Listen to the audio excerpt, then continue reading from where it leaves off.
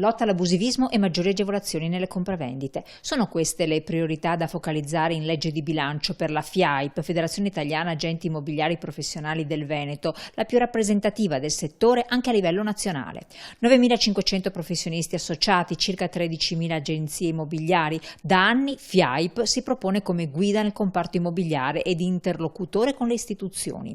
All'Hotel Sheraton di Padova giovedì 2 novembre il direttivo nazionale FIAIP ha incontrato il distaccamento regionale Veneto, un segno tangibile della vicinanza al territorio per raccogliere le esigenze, le problematiche e le richieste degli immobiliaristi veneti da portare poi all'attenzione della politica.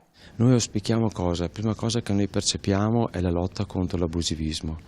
Una lotta che vede come attore principale sicuramente il cliente finale che può fare una denuncia, ma secondo noi possiamo ovviare a tutto questo se la politica permette al cliente di potersi detrarre per esempio completamente tutta la mediazione, la fattura della mediazione. Ecco, potendosela detrarre tutta, può essere più alta o più bassa, ma scompare di conseguenza l'abusivismo. Questa è una cosa che noi chiediamo non per noi, ma a tutela del cittadino. Quindi è una cosa importante che noi auspichiamo avvenga quanto prima.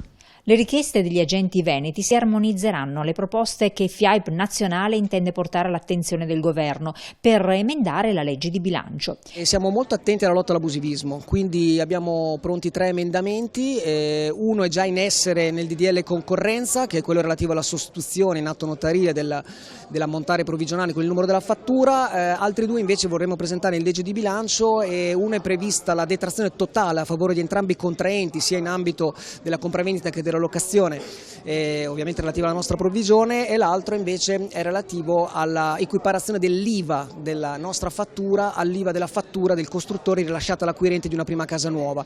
Secondo noi quindi passerebbe dal 22 al 4% e questi secondo noi sarebbero elementi che andrebbero a contrastare fortemente l'abusivismo e quindi a far recuperare allo Stato mediamente all'anno circa 270 milioni di euro. In un contesto nazionale in cui il settore immobiliare è la destinazione del 60% del risparmio delle famiglie italiane, la presenza dell'agente immobiliare nelle trattative resta fondamentale perché consente alle parti di ottenere il miglior accordo possibile, il tutto nel contesto di una compravendita tranquilla. Ad oggi FIAIP si configura come il principale riferimento per questi professionisti alle prese sempre più di frequente con un abusivismo e scossoni del mercato. E oggi le difese sindacali sono ancora molto importanti, vediamo come il comparto immobiliare, soprattutto quello dell'intermediazione immobiliare, sia spesso soggetto anche a tutta una serie di criticità, tra cui la disintermediazione portata da grandi gruppi con interessi diversi rispetto a quello del singolo agente immobiliare.